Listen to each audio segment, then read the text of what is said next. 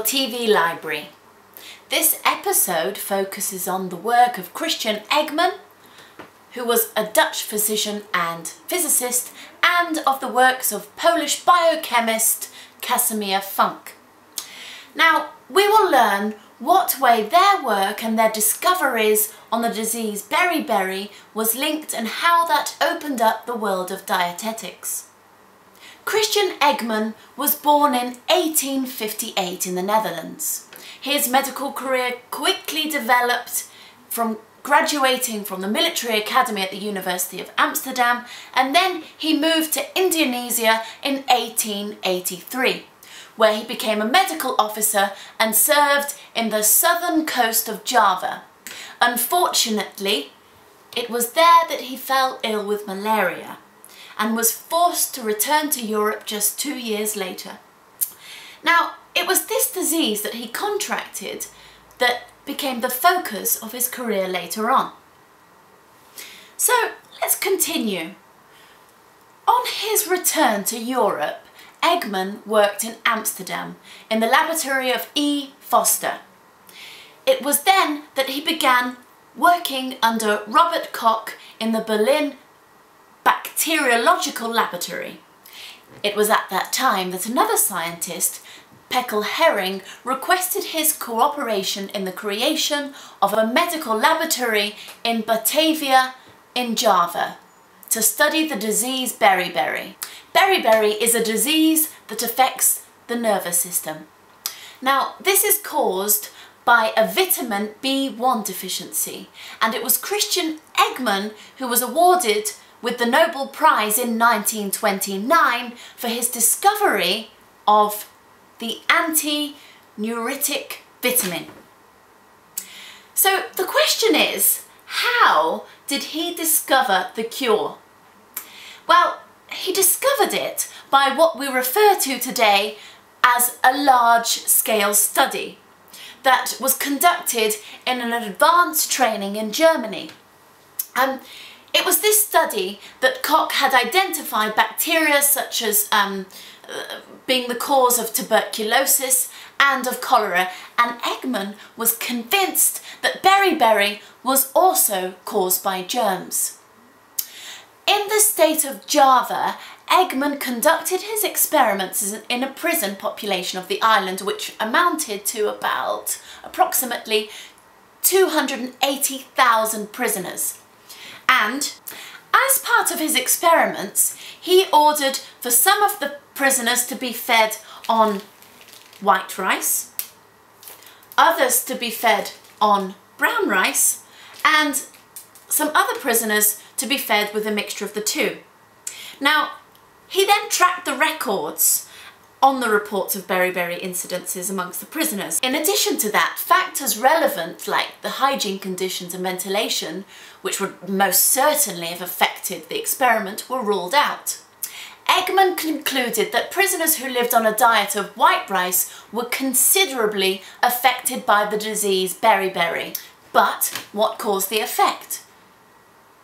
From previous research, Eggman concluded that white rice contained the germ which caused beriberi, and that it was the red coating which was stripped from the rice that provided the antitoxin.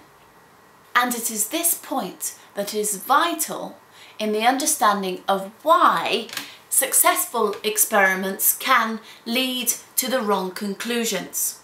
Today, we know that beriberi is a deficiency disease, hence there being no active germ to cause infection. Beriberi is caused by a permanent lack of the vitamin B1, which is imperative for our body to function properly. Now let's continue with our investigation of the development of the science of nutrition. And we'll look at the works of Casimir Funk. Now, Casimir Funk also worked on the disease beriberi. Funk was a Polish biochemist who pioneered research on vitamins and who invented the term vitamin. Born in Warsaw in 1900, Funk was a fast learner, and by the age of 16 he moved to Switzerland to study biology in the University of Geneva. Later, he continued his studies in the University of Berlin, where he studied chemistry, and it was at the young age of 20 that he obtained a PhD in organic chemistry.